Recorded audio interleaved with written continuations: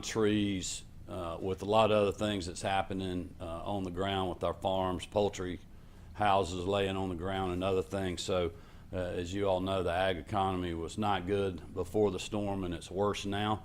And so I'm very appreciative of them being on the ground to take a look at that today, and I know they'll be hearing about that. Also on the way in this morning, spoke to Deputy Secretary Kathleen Hicks of the U.S. Department of Defense. She was just asking if we had any needs from DOD. I told them that General Wilson and the National Guard had the resources that we needed from a state perspective right now. We didn't have a need for federal action, and as of right now, that's where we are. General Wilson will speak more to that here in just a minute. After my urging, you all know that we had the 11 counties originally. We had a bipartisan letter of Congress supporting the 90 counties, and we're at 41 now. And as I've just mentioned, we'll continue to push for more counties and work with FEMA to do that.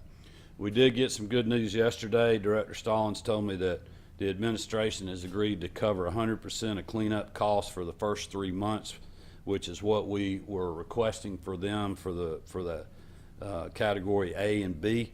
That is something they agreed to and have announced. For an update, unfortunately, we have up to 33 fatalities in the state of Georgia right now, and close to 200 impacted in total by the storm. Our thoughts and prayers continue to go out to the families of those that have just experienced this heartbreak and this tragedy, to the communities that's affected. And I would just ask all Georgians continue to keep these citizens in their communities in their thoughts and prayers. I want to thank the members of the General Assembly, and specifically the Speaker and the Lieutenant Governor, for quickly agreeing to support us in suspending the gas tax in Georgia. That goes into effect today. It'll take a little while for that to get baked into the pricing, but eventually we'll save Georgians up to 32 cents a gallon for regular gasoline and 36 cents a gallon for diesel fuel.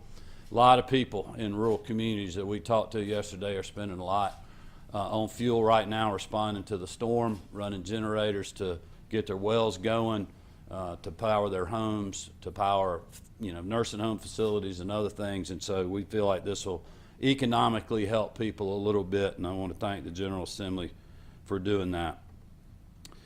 We also work with the Department of Revenue and appreciate them waiving the penalties for using dyed diesel fuel. We started getting reports when we were on the ground about there's plenty of fuel out there. The problem is getting the fuel out of the tanks into vehicles or into storage containers because of the power situation. So we've allowed individuals to use off-road diesel on road. So people have farm supplies and other things, they can use that in any vehicle they got. We would encourage them to do that, and we'll keep people posted when we end that waiver. But currently in the state of emergency, we're going to allow people to do that. You'll hear from General Wilson, as I mentioned earlier. We're now at almost 2,000 Georgia National Guard citizen soldiers working across our state. They're doing an incredible job. Marty and I had the opportunity to visit with a lot of them when we were on the road the last couple of days. They are working very hard, loading water into trucks, chainsaw cut teams clearing roads, clearing lines for power companies, distributing meals, getting pods set up, just incredible work. But we're at almost 2,000 strong now. Power update, roughly 270,000 meters are still out, or customers. That's down from a peak of about 1.3 million. Georgia Power has roughly 200,000 still without power. They've restored power to over 1.14 million customers, which is about 85%. I've been told they feel like later today or tomorrow they'll be at 90% of people back online. Just to put this in perspective, I know there's a lot of people that are frustrated out there, and I can certainly appreciate that, and Marty and I felt that when we were on the road yesterday. But also told them this is unprecedented that we're dealing with. Previously, the worst storm Georgia Power had ever dealt with, they had 1,700 poles that needed to be replaced. Currently, there are over 8,000 that have to be replaced. So this is just a significantly larger power outage storm that we've ever dealt with in the history of our state. They have more than 21,000 spans of wire down on the ground, which equals about 1,000 miles of wire that they have to get back up or either replace. Over 1,500 transformers were damaged. They had over 3,200 trees on power lines that they're having to clear. Some of those are over swamps, and they're having to actually use helicopters to remove trees from transmission lines, which is just incredibly dangerous, and incredibly talented people that are doing that work. They now have over 20,000 personnel working to get power back on. Our EMCs, 162,000 outages, primarily in south central, southeast, and east Georgia. That is down from a peak of 435,000 outages, affecting 1.25 million customers. They had 26 substations and approximately 20 high voltage transmission lines out of service from peak damage. 80% of transmission is now restored. Several of the EMCs are literally having to completely rebuild the network. The damage was so bad. They have more than doubled their workforce, but I would tell you, their customers are mainly in rural Georgia. It's a long way distance-wise between metering points, and it just takes a lot of time to get those poles and to get that network built back up. But we're appreciative of everything that they're doing, and I know they're working as hard as they can. One note of power, if people are using generators out there, unfortunately we lost 3 lives in Chatham County to carbon monoxide poisoning from a generator. So just make sure, and I appreciate the media helping us message this, to make sure that your generator is placed a safe distance from your home or your shop or wherever it is that you're staying, to make sure that we do not have any more fatalities from generator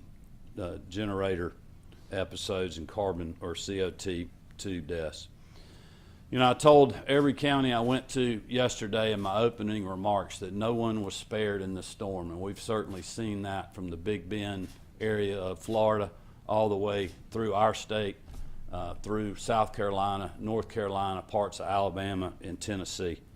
And the stories that we heard and the things that we now know just really hits home for these communities and the families. One of the first lives lost was a first responder, Leon Davis, the Blackshear Fire Deputy Assistant Chief, when a tree fell on his truck while responding to a call. Trying to help those in need, he lost his own life. A 27-year-old mother in Thompson, Georgia, McDuffie County, and her 1-month-old twin boys were crushed by a falling tree when it hit their home. In Washington County, where Marty and I both were yesterday, a 7-year-old boy and a 4-year-old girl died when a tree fell on their home, trapped them inside that burning house. Marty and I had the opportunity to speak to both sets of first responders that had to respond to those calls. You can imagine the toll it's taken on them, on their colleagues, and on that local community. So again, I would ask all Georgians to keep these individuals and those families in your thoughts and prayers. And also, it is a reminder for us to watch out for each other from a mental health perspective. A lot of these people are working extremely long hours, putting themselves and their community ahead of their own families and their own homes that have trees laying on them. And just keep an eye on these individuals, make sure that they're getting the help that they need. And as the First Lady always reminds us, we've got the 988 hotline number and other resources available for those individuals. There was also some incredible stories of search and rescue. We heard one, I believe it was the Forester Commission folks got to a lady that got so scared in her home during the storm, she got in her car to try to drive away from it. The road got blocked in front of her. She tried to back up. Trees started falling, blocked her in, basically trapped her in her car in the middle of her driveway. Trees completely surrounding the vehicle. She couldn't get out of the vehicle. Thankfully, none of them hit the car.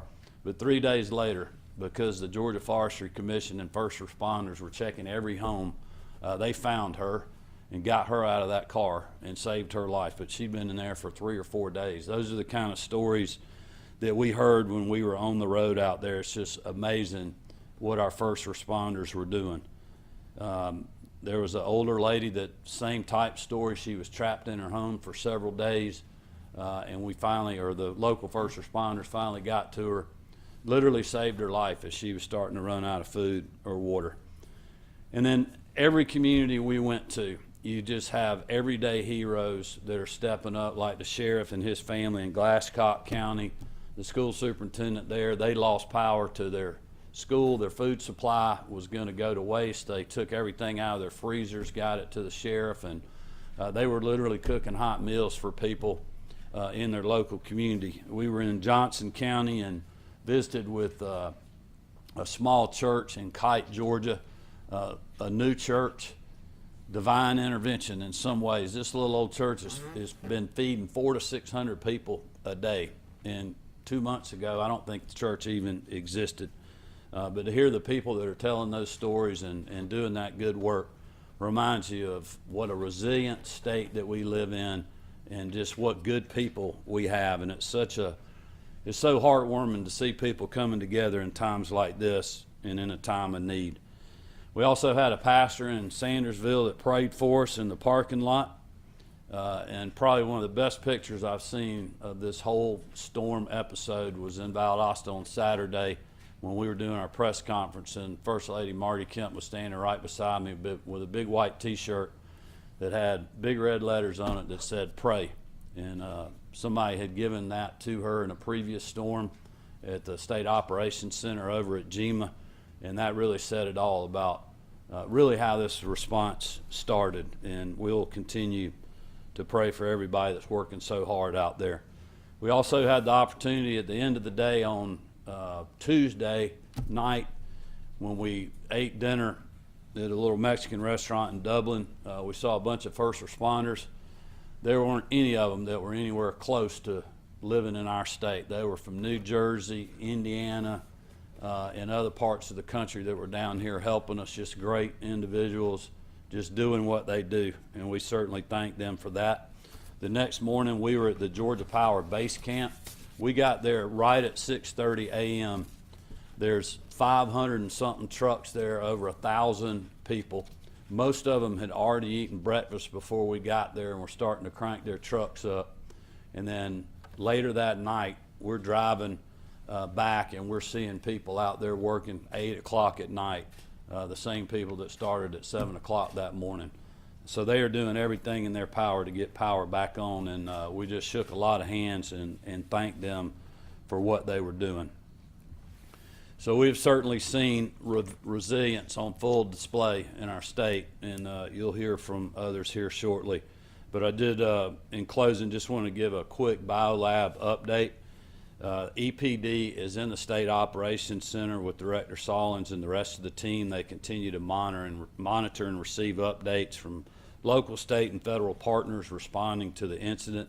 The Department of Public Health is in coordination with GEMA and the Environmental Protection Agency, and we'll continue to monitor air quality levels as weather patterns change throughout the Atlanta metro area. As haze shifts toward the city, I know Mayor Dickens has urged residents to stay cautious, take precautions, and limit their outdoor activity till noon today. I would just encourage people to stay paying attention to their local media outlets and to any notices that GEMA, Public Health, or the EPA, or local elected officials like Mayor Dickens and the folks in Rockdale County continue to put out. Residents in Rockdale County and the surrounding areas should continue to listen for any updates from the EPA and local guidance. With that, I'm going to let's hear from the rest of the team, and then we'll be glad to take some questions when we get finished. Thank you. General Wilson. Yes, sir. Thanks. Hey, well, good morning. As the governor said, the Georgia National Guard has almost 2,000 soldiers, airmen, and volunteers from our state defense force assisting over 30 counties across the state today. Some of the missions that we've supported and that we're going to continue to support so far are providing debris clearance teams in an effort to assist the power companies with just getting back into some of the affected areas so that they can get the power back onto our communities. We're transporting critical supplies, and we're doing this daily. Critical supplies across the state: water, generators, food. We're doing it by ground and air. I mean, today we're going to be using C-130s to pick up food and water from other states and bring in to Georgia. And then once we get the commodities out into the affected area, into the affected counties, we're using our soldiers and airmen to then further distribute, further push those supplies out to those that need it most. We place liaison teams in all of our counties, and we're doing that at the emergency management centers, and we're doing that just so that we can help coordinate the response efforts, help get things that are much needed a whole lot faster into the affected area. We're also keeping, like the governor said, we're keeping our eye on our neighboring states as well, just in the event that there's additional capacity or capability that's required. And then I'm working closely with Director Stallings, and we're making continual assessments to determine just how to best support those in need and alleviate any additional suffering as we move forward. Lastly, I too want to thank the entire team. I mean, our communities, our citizens in the communities are certainly very resilient, as the governor stated. Our private partners, volunteers, I mean, obviously our local, our state, and our government, and our federal government all working together. Just a lot of hard work going on just across the state. This storm left a tremendous amount of devastation, but the response efforts by all involved have been phenomenal. The Georgia National Guard is not going anywhere. Our soldiers, airmen, and volunteers from our State Defense Force live in many of the communities affected by the storm. They live and work there. Their kids go to school there. They go to church there. So we're gonna be committed to helping get us all through this. And so happy to answer any questions that you may have about our response efforts after this, and just thank you very much.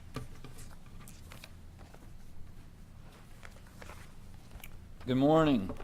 I just want to hit on a couple topics real quick that the governor mentioned in his remarks, and I want to brag for just a second on the state's response. I know traditionally we let you in the SOC in some capacity, but we have been overwhelmed. I won't say overwhelmed. We've been overworked for a few days.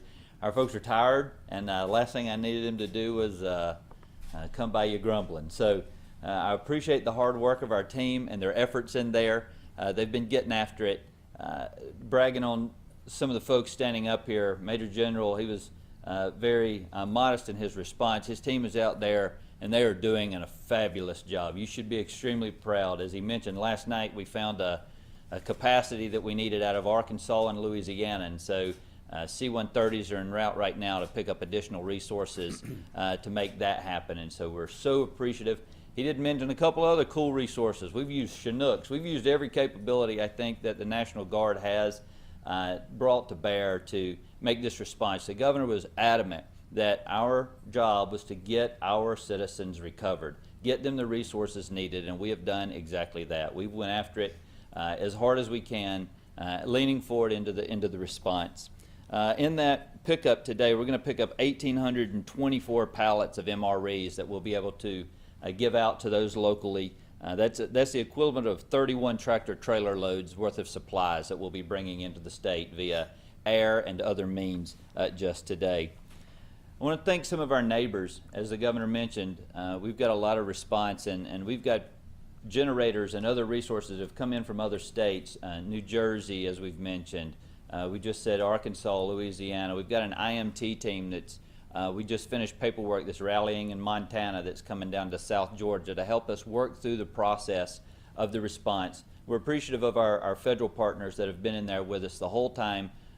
They pre-positioned. As soon as the governor signed the state of emergency, we brought in federal resources into the SOC, and we've been working night and day to ensure the response was everything that Georgia expected it to be from our team. A couple of highlights I want to hit on for this weekend, though. We've already had a significant weather event. I know we've been monitoring the Gulf. The Gulf has been, a big question mark for us. So it appears that that system is going to move primarily through Florida, but I would say those in South Georgia and extreme South Georgia could see up to an inch of rain. So we just ask with patience there. It is going to be a nuisance on response and recovery, but we're not going to stop. We're not going to quit We're going to be there supporting those. We've brought in an additional 130,000 tarps that will be delivered today, that will be sent out. I know there's a lot of folks that's been asking, where are our tarps? And we've issued well over 100,000 already. So we'll be up to close to 250,000 tarps that will be across South Georgia in the next couple days. And so with that, I'll turn it over to Commissioner McMurray. He's going to provide some updates. But I just want to thank again the state's response and the support agencies. DPS, they've had us, they've been escorting a lot of generators around the state. It's been amazing, the response that they've given, and certainly Commissioner McMurray and his team, they have absolutely been out there night and day, and all our state agencies, Georgia Forestry, DNR, you name it, DOC, DJJ, GBI, and the list goes on for the response. And so, Governor, I'm appreciative of your full endorsement of us allowing us to utilize what was needed to get the job done, sir.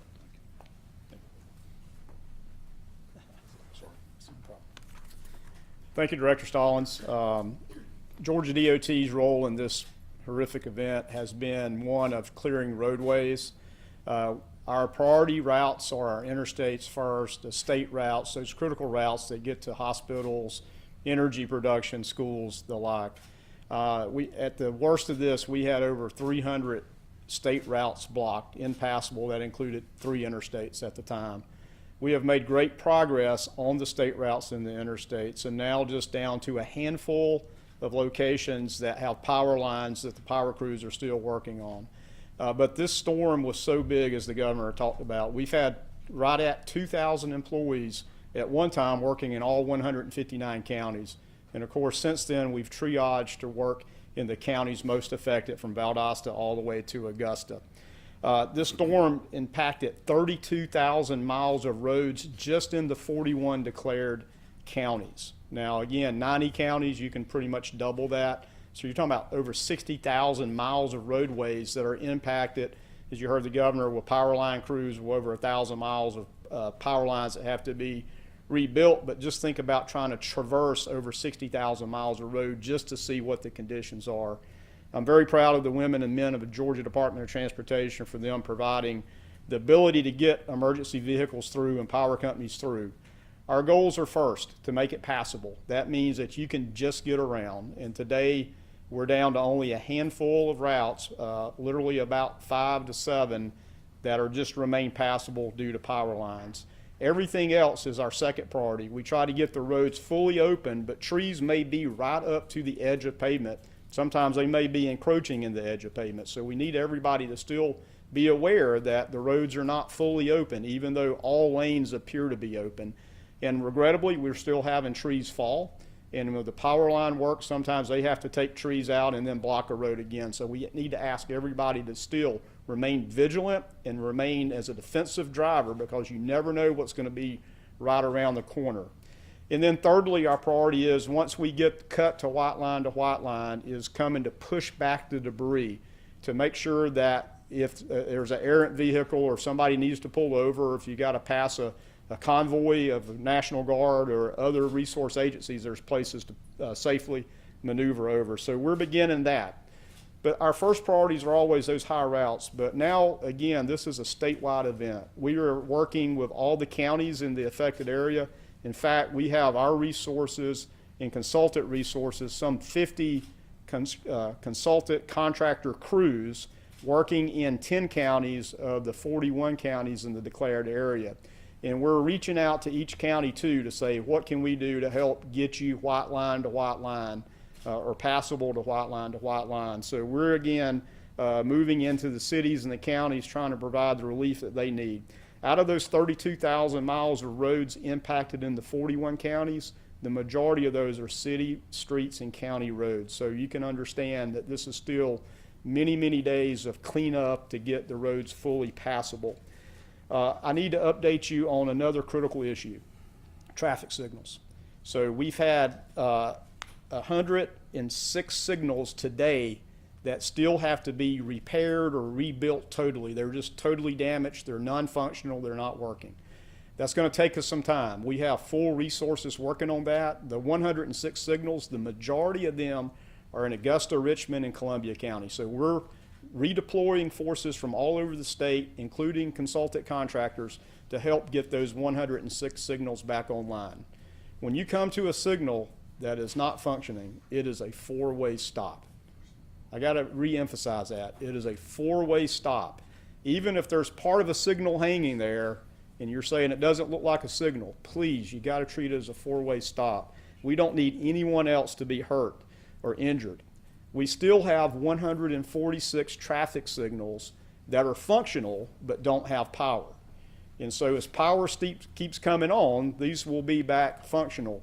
But if you put that together, that's 250 some odd signals that are not working at the moment. So we just ask everybody, if you're out and about, please be cognizant of the signals that are not working. We're going to ask you to limit your travel in these most affected areas as well, while we work again to try to get signal power back on and signals rebuilt.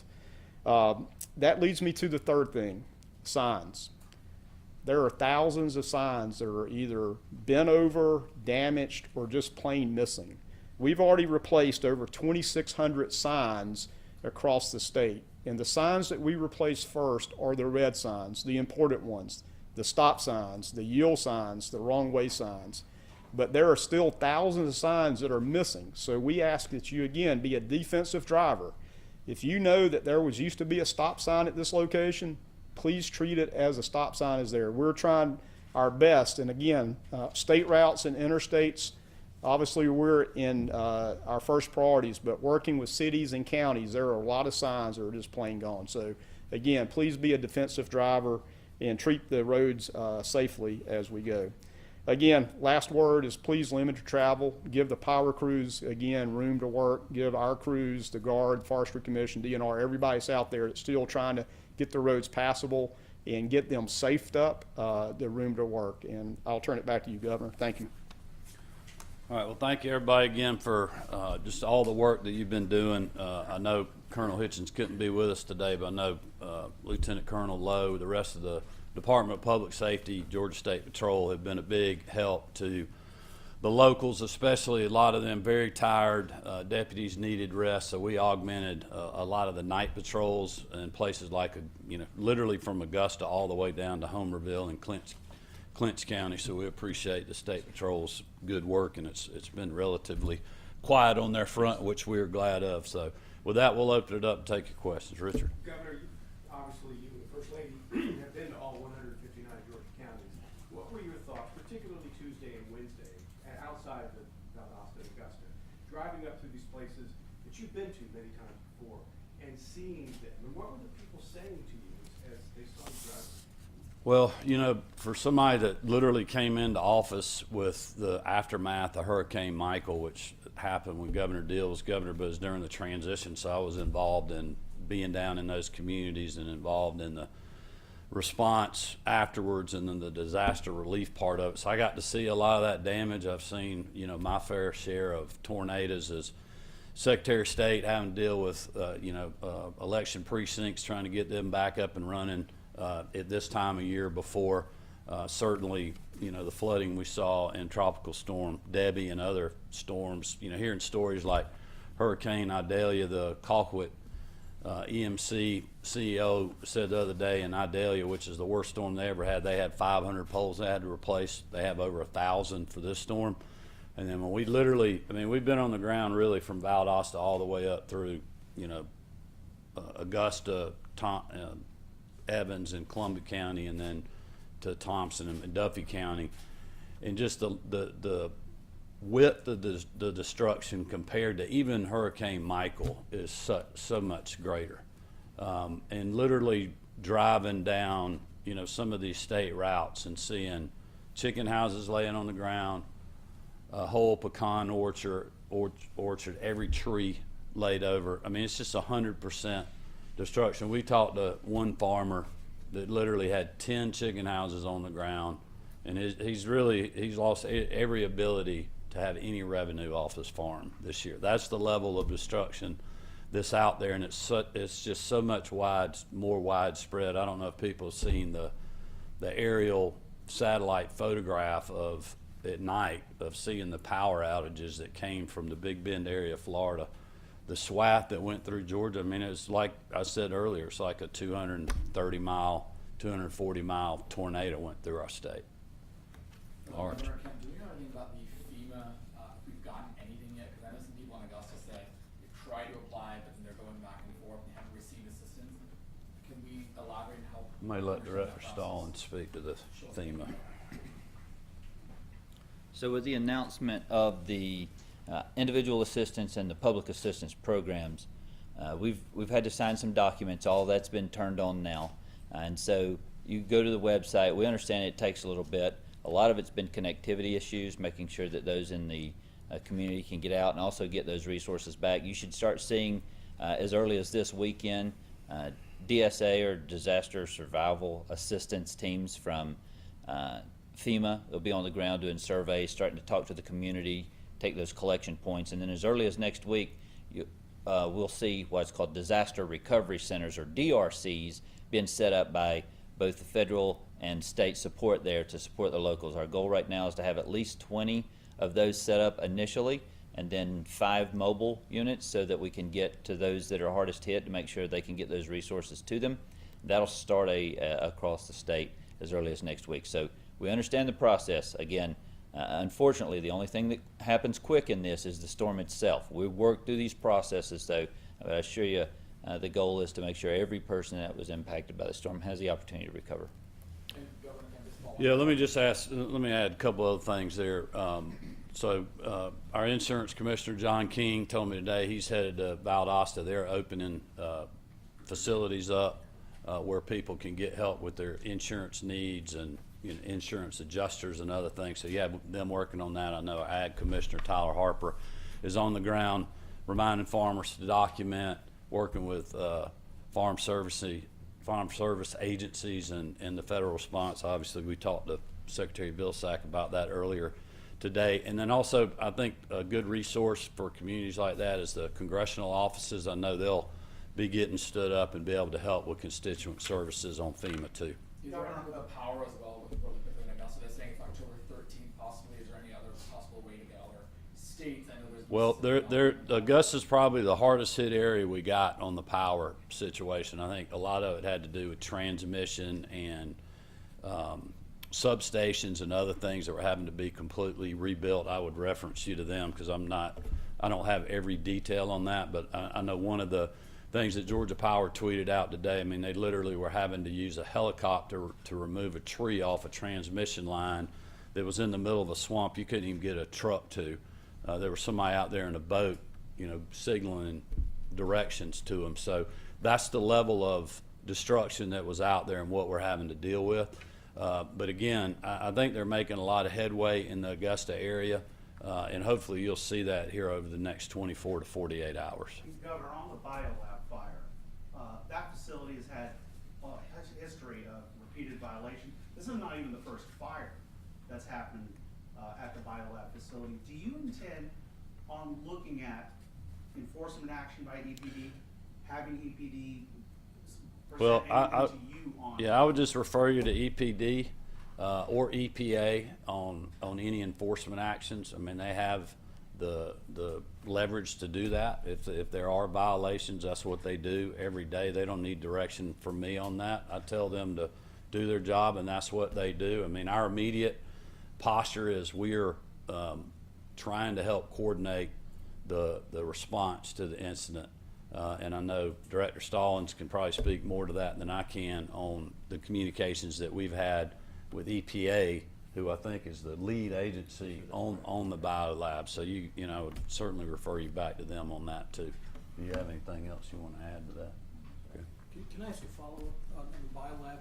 With the fire coming a short time after the storm came through, is there any indication that high winds may have damaged the facility before those, before the fire happened? I mean, is there any indication that those events are? Well, I mean, I certainly have not heard that, but I don't know. I would just refer to Rockdale. They're investigating that. Governor, back to the storm damage. Can we get an updated cost of the damage and the recovery? Well, it's not near what it's going to be, but I'll let Director Stallings give you the latest number, but it's going to grow substantially. Yeah, from as of this morning, we've received information, just preliminary results from about 50 counties so far, and we're around 417 million, and that number's expected to grow exponentially.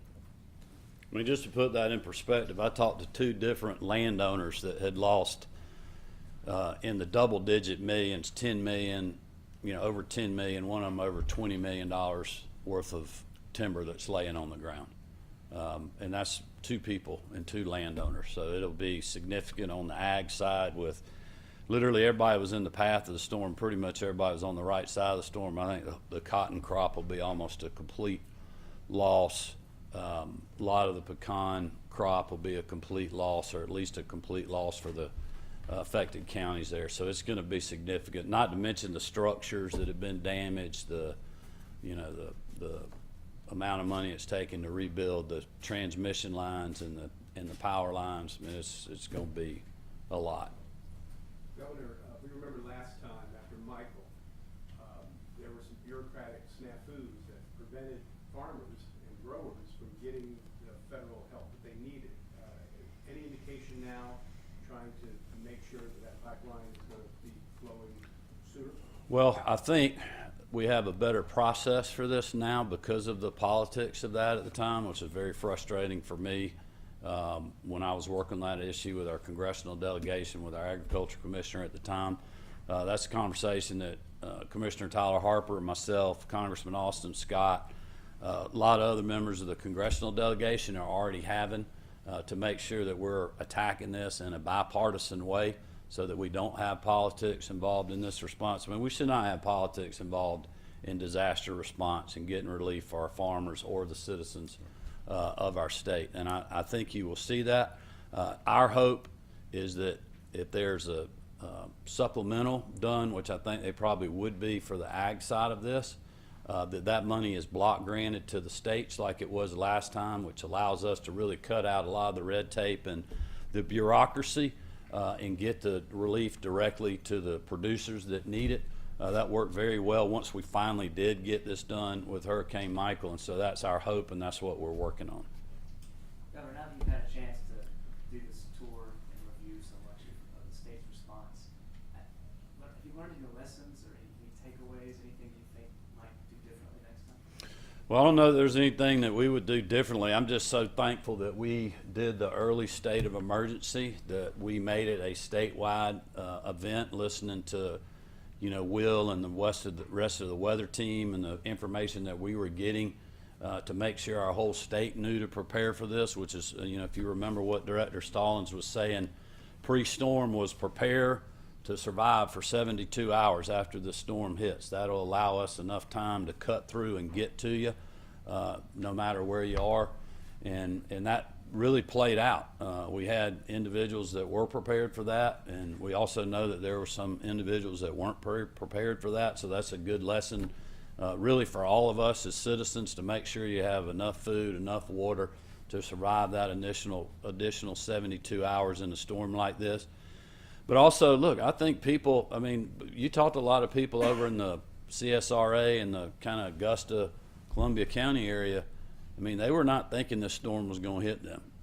And I think a lot of people got blindsided. So it's a good lesson for all of us. But I'm just thankful that we have an experienced team. We got ready early. We had all the resources available.